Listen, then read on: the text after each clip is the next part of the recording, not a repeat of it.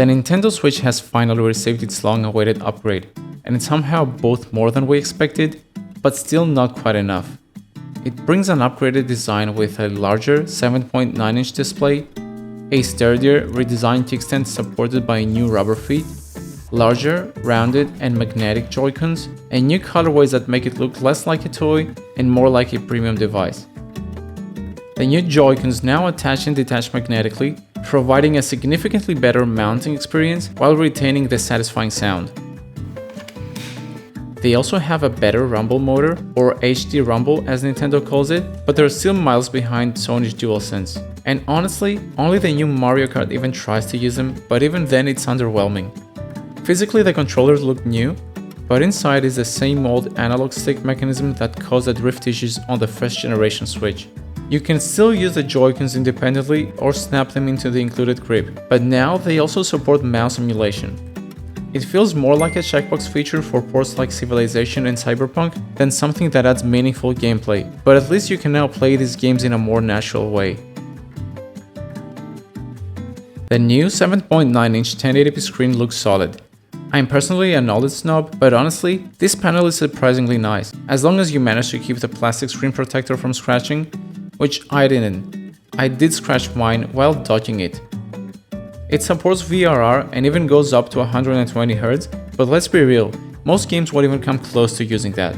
There is HDR10 support too, which feels like marketing fluff on a known local dimming LCD. I did also see noticeable ghosting while playing the upgraded versions of Pokémon Violet and Zelda Tears of the Kingdom.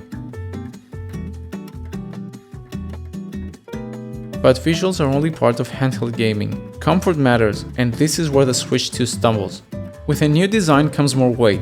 At first, it doesn't feel like much, but after about 1.5 hours of playing, the lack of grip really starts to wear on you. Coincidentally, that's exactly when the battery dipped to 30%, so I just gave up and docked it. I guess Nintendo probably knew you'd need to stop playing around that time anyway.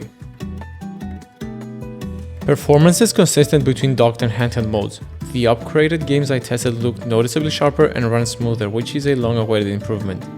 I will be doing an in-depth game comparison, so stay tuned for it. But are those upgrades really worth paying for? Well, they look great at first, but eventually sloppy details creep in. For example, in Tears of the Kingdom, LOD transitions are super obvious. You can see the shadows and textures change quality near the player, and in many instances when running, textures smear like a watercolor painting. In Pokémon Violet, grass and terrain pop in suddenly, and texture resolution is wildly inconsistent. Notice how the textures have been neglected on these stairs. The same thing happens in many overworld textures like trees, mountains, and rocks. Some areas look upgraded and others look untouched, like they only focused on what players would notice. It's hard to say if these issues are on the hardware or the developers, but paying extra for games you already own only to get sloppy upgrades just doesn't feel great. At least they didn't dare charge for the Pokémon Scarlet and Violet upgrades given their previous state. That said, the better textures and smoother frame rates help you overlook a lot of the shortcomings. And while visuals matter, sound can make or break your experience too, so how do the speakers really hold up? Well, the Switch 2 now has speakers both at the top and the bottom of the device, offering significantly improved immersion. But why don't you hear for yourself instead?